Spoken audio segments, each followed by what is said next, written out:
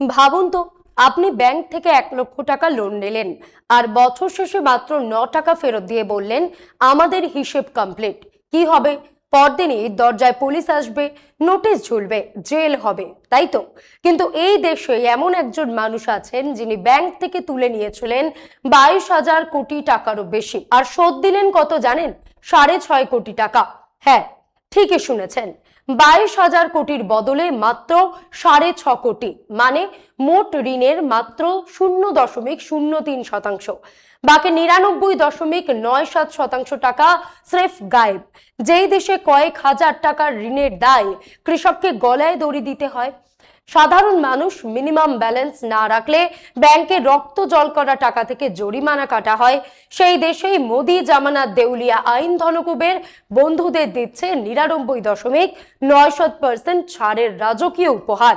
আজ পর্দা ফাঁস হবে ভারতের ব্যাংকিং ইতিহাসের সবচেয়ে বড় আইনি ডাকাতির, যেখানে মিডিয়া ব্যারন সুভাষ চন্দ্রের 22,000 কোটি টাকার দেনা মেটানো হলো আপনার আর আমার পকেটের টাকার বিনিময়। পুরোটা দেখুন, কারণ আজকের হিসাবটা শোনার পর আপনার পায়ের তলার মাটি সরে যেতে বাধ্য।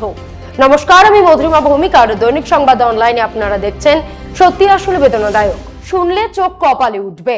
একজন মিডল ক্লাস বা লোয়ার মিডল ক্লাসের মানুষের কথা ভাবুন, যেখানে একজন কৃষক কয়েক হাজার টাকার ঋণের দায় নিঃস্ব হয়ে যান, কিংবা একজন মধ্যবিত্ত মানুষ তার সামান্য হোম লোনের কিস্তি সময় মতো না দিতে পারলে ব্যাংক তার দরজায় নোটিশ ঝুলিয়ে দেয়।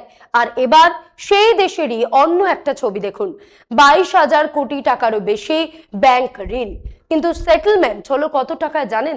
শুনতে অদ্ভুত লাগলেও সত্যি, মাত্র কয়েক কোটি টাকায়। একেই কি বলে মোদি হ্যায় তো মুমকিন হ্যায়।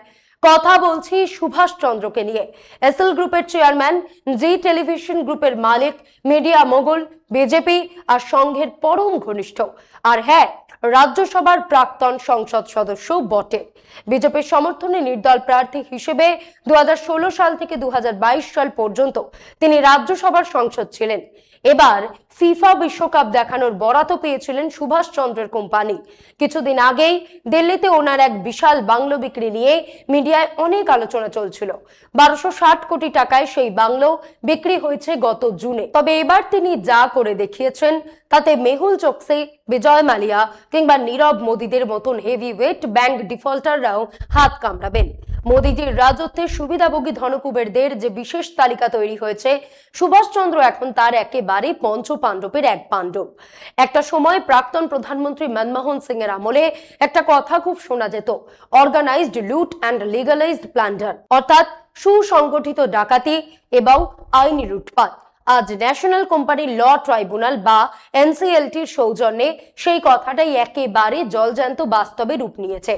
পুরো ঘটনাটা আসলে পরিসংখ্যানের এক মায়াজাল।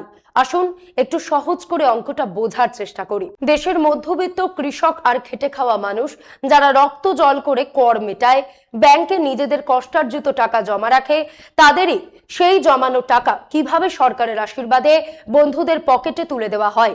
এই ঘটনা তার এক নির্মম দলিল। প্রতিদিন সকাল থেকে রাত পর্যন্ত টেলিভিশন স্ক্রিনে যে হিন্দু মুসলিম মেরুকরণ আর ঘৃণার রাজনীতি ফেরি করা হয়, তার নেপথ্যের আসল খেলাটা কি, সেই উত্তর পাবেন এই অঙ্কের মধ্যে। সুভাষচন্দ্রের উপর বিভিন্ন ব্যাংকের দাবি করা মোট বকেয়া ঋণের পরিমাণ ছিল 22,026 কোটি টাকা, আর সেই বিশাল অঙ্কের ঋণ চুকানো হলো মাত্র 6.5 কোটি টাকায়। ব্যাংকিং এবং এনসিএলটির ভাষায় ঋণ মকুবকে বলা হয় হেয়ার কাট, অর্থাৎ খানিকটা চুল ছেটে ফেলা। সাধারণ চুল ছাটাকে হেয়ার কাট বলে বোঝা গেল, কিন্তু 22,000 কোটি টাকার মধ্যে 99.97% টাকাই কেটে বাদ দেওয়া তো আর সাধারণ চুল ছাটা নয়, ওটা একেবারে ব্যাংকের মাথা ন্যাড়া করে দেওয়া। সহজ করে হিসাবটা বুঝে নিন। ধরুন আপনি কারোর কাছ থেকে 100 টাকা ধার নিলেন, তা থেকে মাত্র 3 পয়সা ফেরত দিয়ে ঋণ মুক্ত হয়ে গেলেন। পুরো ভানুমতির খেল, তাই না? এই যে বললাম মহামানব হ্যায় তো মুমকিন হ্যায়, অন্যভাবে বললে প্রতি 1 লক্ষ টাকার ঋণে ফেরত দেওয়া হলো মাত্র 39 টাকা। পার্সেন্টেজের হিসাবে ব্যাংকের প্রায় 99.97% ছাড় দিয়ে দেওয়া হলো। বাকি 99.97% টাকাই গায়েব। তথ্য আর পরিসংখ্যানে চোখ বুলালে মাথা ঘুরে যাবে। সুভাষচন্দ্রের এই একা ছাড় পাওয়া বকেয়া ঋণের পরিমাণ মেহুল চোকসি, নীরব মোদী আর বিজয় মালিয়া এই তিনজনের মোট বকেয়া ঋণের থেকেও বেশি। মনে করে দেখুন, এর কাছাকাছি অঙ্কের অপরাধে সাহারা গ্রুপের মালিক সুব্রত রায়কে বছরের পর বছর জেলে কাটাতে হয়েছিল। অথচ এই দেশে ব্যবস্থাটা এখন দুরকম। প্রশাসন আসলে দুটো সমান্তরাল অর্থনীতি তৈরি করেছে। প্রথমটা ধনকুবের বন্ধুদের জন্য, যেখানে 22,000 কোটি টাকার দেনা 3 পয়সায় রফা হয়ে যায়।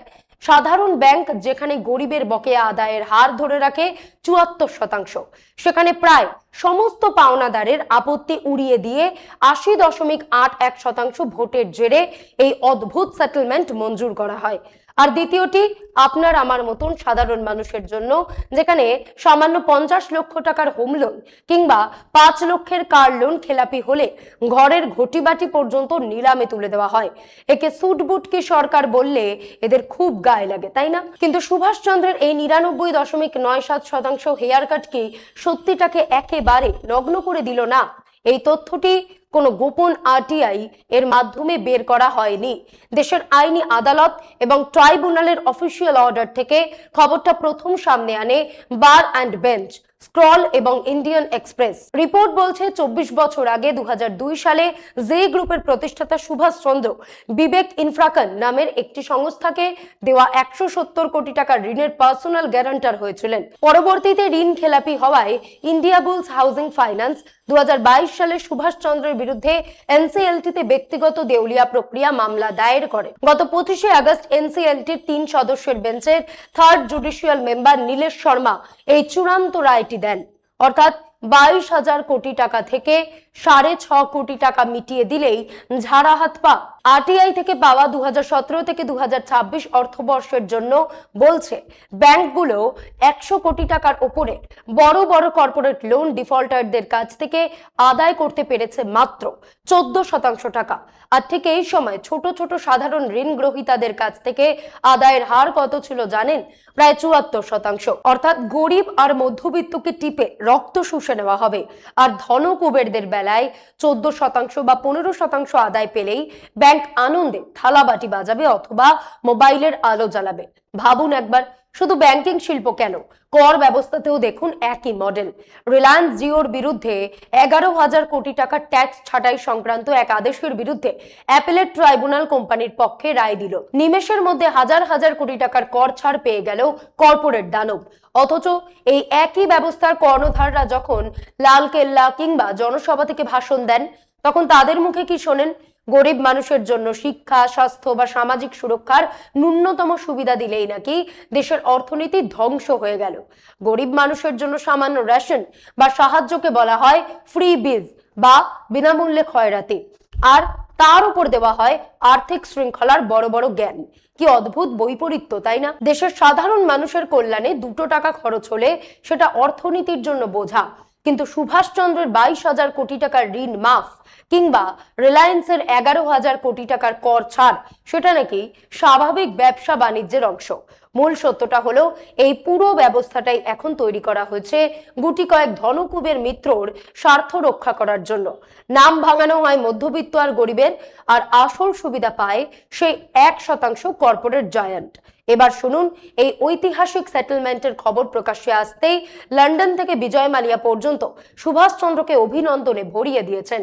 খোদ একজন বড় ঋণ খেলাপি যখন ভারতের এই আইনি ব্যবস্থাকে খোঁচা দিয়ে অভিনন্দন জানায়, তখন বুঝতে আর বাকি থাকে না যে আমাদের দেশের ব্যাংকিং আর বিচার ব্যবস্থা আজ কোন তলানিতে এসে ঠেকেছে। আইনগতভাবে হয়তো এই ইনসলভেন্সি অ্যান্ড ব্যাংকারপ্সি কোড বা আইবিসির রায় সব পক্ষ মানতে বাধ্য, কিন্তু মোদ্দা প্রশ্নটা হলো সুভাষচন্দ্রের ঘাড়ে থাকা এই হাজার হাজার কোটি টাকার বোঝাটা চাপানো হলো কার উপর? উত্তরটা খুব সোজা, আপনার উপর, আমার উপর, এলআইসির গ্রাহকদের উপর আর এই দেশের সাধারণ করদাতাদের উপর।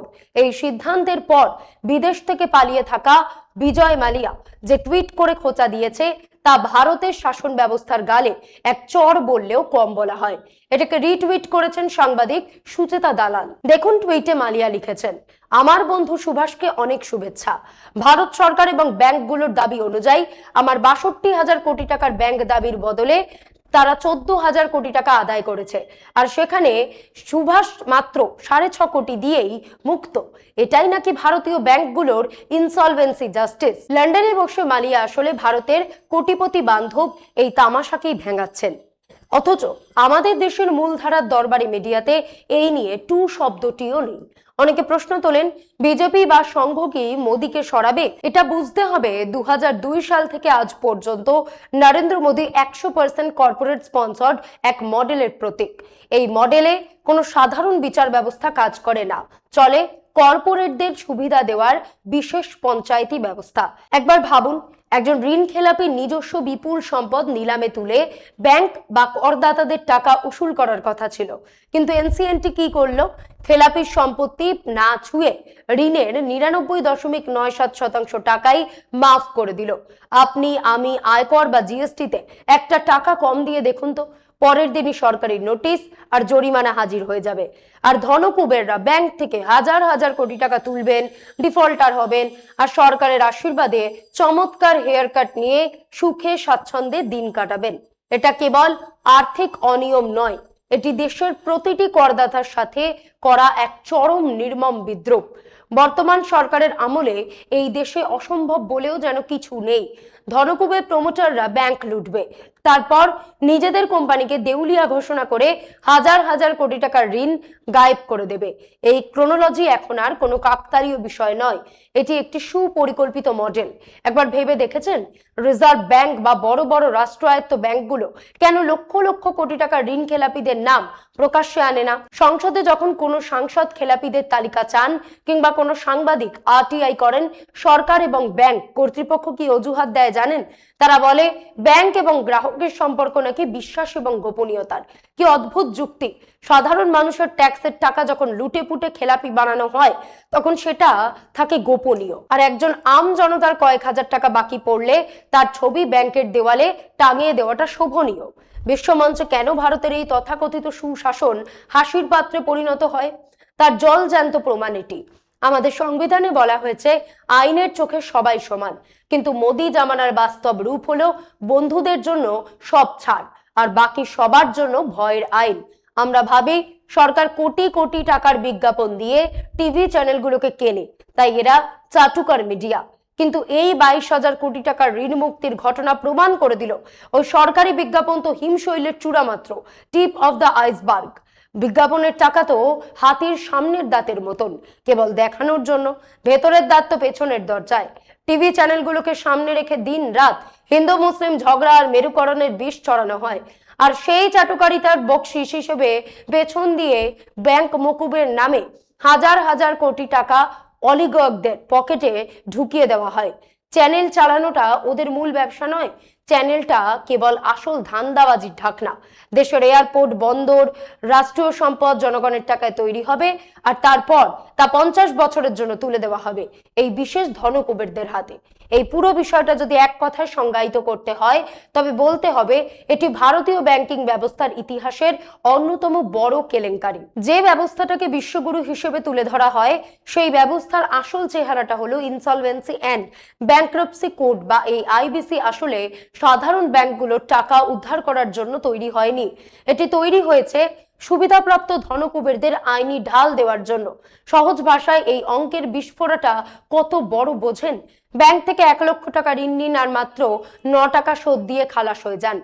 মনে পড়ে আজ থেকে 20 বছর আগে জি নিউজে সুভাষচন্দ্র একটা বিখ্যাত শো করতেন, মন্ত্র অফ সাকসেস। আজ তিনি সারা দেশকে সফলতার আসল মন্ত্র শিখিয়ে দিলেন।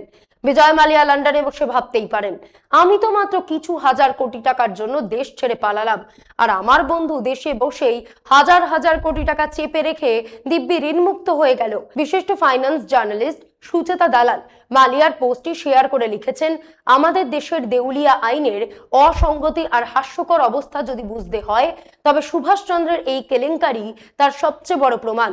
যখন কোটি কোটি টাকার স্বপ্ন দেখিয়ে এই দেউলিয়া আইন আনা হয়েছিল, কেউ কি ভেবেছিল যে ব্যাংকিং ব্যবস্থাকে এভাবে উল্টো ঝুলিয়ে দেওয়া হবে? এমনকি আপনি যে সাধারণ মানুষের সুরক্ষার প্রতীক হিসেবে এলআইসিকে বিশ্বাস করেন, সেই এলআইসি হাউজিং ফাইন্যান্সের 1322 কোটি টাকার পাওনা দাবির বিপরীতে দিতে এই এনসিএলটির রায় হাত মিলবে কত জানেন? মাত্র 38 লক্ষ টাকা। 1322 কোটি টাকার বদলে 38 লক্ষ। ভাবতে পারেন দেশের সাধারণ মানুষের কষ্টের টাকা কোথায় গায়েব হয়ে যাচ্ছে। এবার এই পুরো ছকটা শেষ বিন্দুগুলো মেলানো যাক। একবার ভাবুন সাধারণ মানুষের ক্ষেত্রে কি হয়। আপনার বা আমার একটা মাত্র হোম লোন বা কার লোনের ইএমআই মিস হয়ে যাক, পরের দিন থেকেই ব্যাংক ফোন করে হেনস্থা করা শুরু করবে, পেনাল্টি বসাবে আর বাড়ি গাড়িতে নোটিশ ঝুলিয়ে দেবে।